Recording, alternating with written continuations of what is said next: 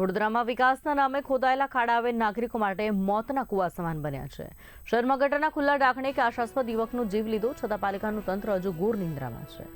મહત્વનું છે કે માંજલપુરની ઘટના બાદ પણ શહેરમાં ઠેર ઠેર ખુલ્લા ખાડા અને માત્ર પ્લાસ્ટિકની પટ્ટી મારી સંતોષ મનાતા અધિકારીઓના કારણે લોકોમાં ભય અને આક્રોશ છે।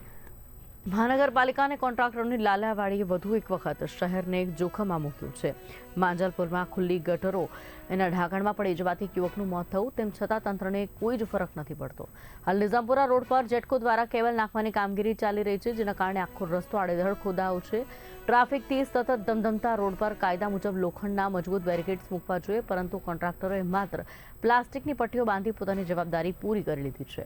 સવાલ એ છે કે શું તંત્ર કોઈ મોટા અકસ્માતની રાહ જોઈ રહ્યું છે?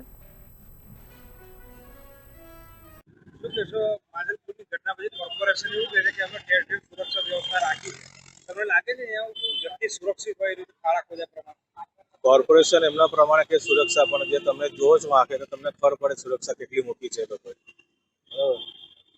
કોર્પોરેશન સુરક્ષા કશી જ મૂકી નથી। જે એમને એક કરવું હોય જે પ્રમાણે એમને સુરક્ષા મૂકી હોય સુરક્ષા કંઈ મૂકી નથી। બધે લખવું પડે બોર્ડમાં ભાઈ ચાલુ છે, અહીંયા આવતા નહીં, ડિવાઈડર છે, તો એક બોર્ડ આ રોડ પર આપણને તો કંઈ દેખાતો નથી। કોર્પોરેશન એવું કેવું છે કે આવું કરવાથી અકસ્માતો ટળી જશે, માનો તો અકસ્માત ટળે આના? ના ના ના, તો કોર્પોરેશનના મેયર પર કેસ મારો તો ખબર પડે એને કે આ શું છે તે લોકો શાંત। વડોદરા મહાનગરપાલિકામાં સત્તા પર બેઠેલા લોકોની વહીવટી તંત્ર ઉપર પકડ છે નહીં।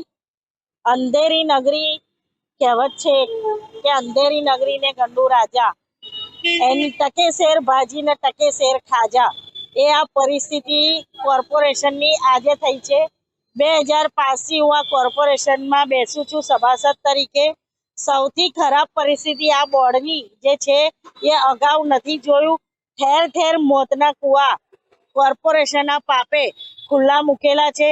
કોન્ટ્રાક્ટરોના ત્યાં વડોદરા શહેર ગીરવે મૂક્યું હોય એમ બેફામ રીતે કોર્પોરેશનના જે કોન્ટ્રાક્ટરો હોય એ લોકો વર્તી રહ્યા છે।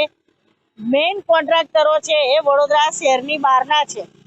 એ લોકો કોઈ દિવસ આ વડોદરા શહેરના નગરજનો પ્રત્યે આત્મીયતા નહીં કેળવે અને આ એ લોકોના જે સબ કોન્ટ્રાક્ટ આપેલા હોય, સબ કોન્ટ્રાક્ટરે લેબર કોન્ટ્રાક્ટ આપેલા હોય, આ જે ટકાવારીમાં આ વડોદરા શહેરના નિર્દોષ નાગરિકોનો ભોગ લેવાઈ રહ્યો છે એ ખૂબ ગંભીર 100% બેફામ કમી રીતે। આજે હું તમે અહીંયા માઇક લઈને ઊભા છો, સામેથી રિવર્સમાં રોંગ સાઈડ ગાડીઓ આવે છે, ત્યાં બી એક ખાડો છે, લોકો પડે બી છે અને આ ખાડો હજી ઊભો જ છે અને આ બેરિકેડ હમણાં મારી છે। આજે અમે સવારની બેરિકેડ મારી જ્યારે માંજલપુરની ઘટના બન્યા પછી।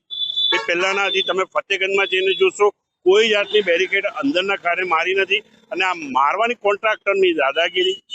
કારણ કે અમે ખરીદી લીધેલું છે, સરકારનું કામ કરીએ છીએ, પણ તમે એટલું તો જાણો કે અહીંયા સરકાર પ્રજા માટે કામ કરી રહી છે અને આ કોઈ કાર્ય કરતા નથી આ લોકો, અને નથી કોઈ સિટી એન્જિનિયર ઊભી રહી શક્યો જે તે વોર્ડનો, કેમ કે એમની પાસે સુરક્ષાને હેતુથી કામ કરાવે।